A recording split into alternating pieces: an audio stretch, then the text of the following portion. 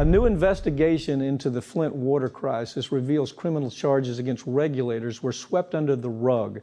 Michigan residents were only recently awarded restitution for their exposure to toxic drinking water, while numerous state officials ended up walking away free when they should have been engaged in perp walks. Investigative reporter, CEO of Status Scoop News, Jordan Chardon, joins me to talk about it. Jordan, first tell us about the prosecution we did see against state officials. There was basically two investigations. The original Flint water investigation from 2016 to 2018 that was launched under then Republican Attorney General Bill Schuette. A special prosecutor and his team charged state officials with involuntary manslaughter, misconduct in office, false pretenses, and conspiracy to commit false pretenses for alleged financial crimes that led to the water crisis. Upwards 15 state and city officials were charged from that original investigation. Tell us what Whitmer and Nessel have done to make this go away. It's a very ugly story. It's obviously very political. They've let them get away with bribery, fraud, every iteration of fraud. They've let the big banks get away. This story just never ends with ugly characters doing ugly things. What's your take? Yeah, so our reporting found that the original Flint water investigation was kind of on the verge, maybe like the 5-yard line in football terms, of filing racketeering charges, RICO, which originally was created to go after organized crime in the 1970s. They were going to charge state officials with racketeering charges related to an allegedly fraudulent financial deal that led to Flint even using the Flint River in the first place.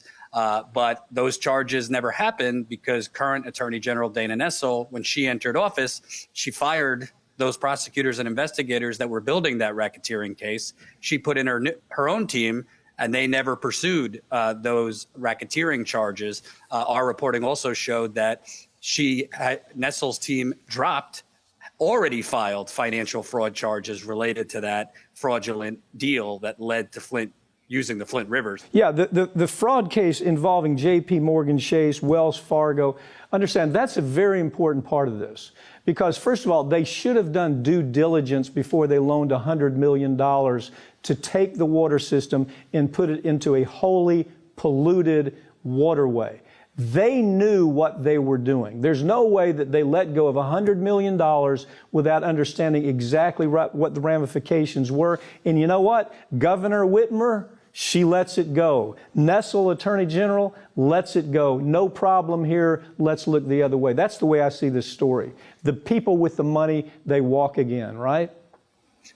Yeah, and our reporting also shows that the state of Michigan, obviously she's the governor, Whitmer, if those financial charges had gone forward, the state of Michigan faced hundreds of millions of dollars in liability because the state of Michigan ultimately signed off on that financial deal. Also, Wells Fargo and J.P. Morgan, so Wall Street, they faced their own liability because they did not do their due diligence to ensure that the Flint water plant, which needed $60 million in upgrades to even treat the water safely, they didn't do their due diligence to make sure that the Flint water plant, those millions in upgrades were even completed. So you got the state and banks were on the hook. If these financial charges went forward, the charges don't go forward. And if you were to take arrows and connect the dots, you would see Whitmer has something to gain by letting this person off. Nessel has something to gain by letting this person off.